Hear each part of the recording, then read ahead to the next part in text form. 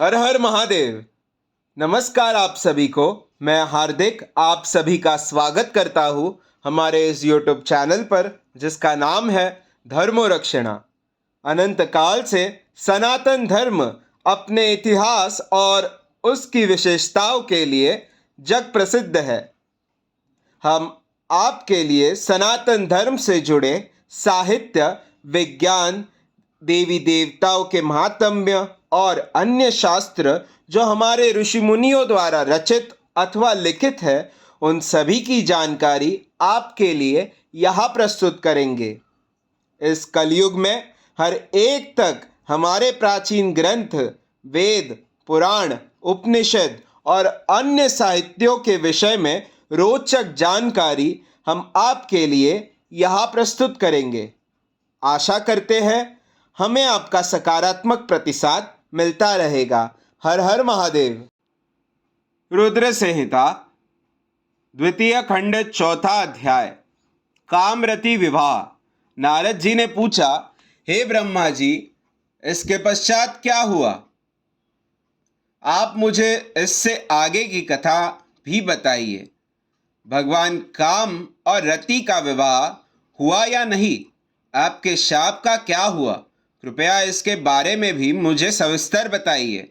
ब्रह्मा जी बोले, शिवजी के वहां से अंतर्धान हो जाने पर दक्ष ने काम से कहा, हे कामदेव, आपके ही समान गुणों वाली परम सुंदरी एवं सुशीला मेरी कन्या को तुम पत्नी के रूप में स्वीकार करो। मेरी पुत्री सर्वगुण संपन्न है तथा हर तरीके से आपके लिए सुयोग्य है।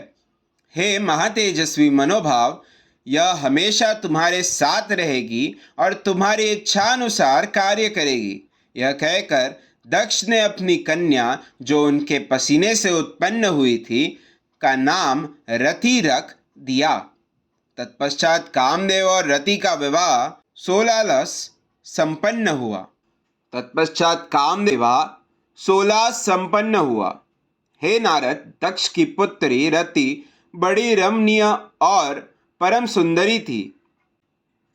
उसका रूप लावण्य मुनियों को भी मोह लेने वाला था।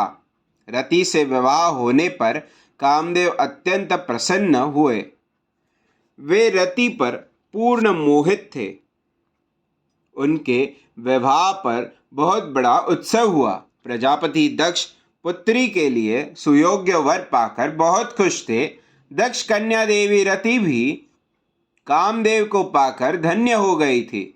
जिस प्रकार बादलों में बिजली शोभा पाती है, उसी प्रकार कामदेव के साथ रति शोभा पा रही। कामदेव ने रति को अपने हृदय सिंहासन में बैठाया तो रति भी कामदेव को पाकर उसी प्रकार प्रसन्न हुई जिस प्रकार श्री हरि को पाकर देवी लक्ष्मी। उस समय आनंद और खुशी से सराबोर कामदेव व रति भगवान शिव का शाप भूल गए। सूत जी कहते हैं, ब्रह्मा जी का यह कथन सुनकर महर्षि नारद बड़े प्रसन्न हुए और हर्षपूर्वक बोले, हे महामते, आपने भगवान शिव की अद्भुत लीला मुझे सुनाई है। प्रभु, अब मुझे आप यह बताइए कि कामदेव और रति के विवाह के उपरांत सब देवताओं के अपने धाम चले जाने के बाद पितरों को उत्पन्न करने वाली ब्रह्म कुमारी संध्या कहाँ गई? उनका विवाह कब और किससे हुआ? संध्या के विषय में मेरी जिज्ञासा शांत करिए। अध्याय 4 समाप्त।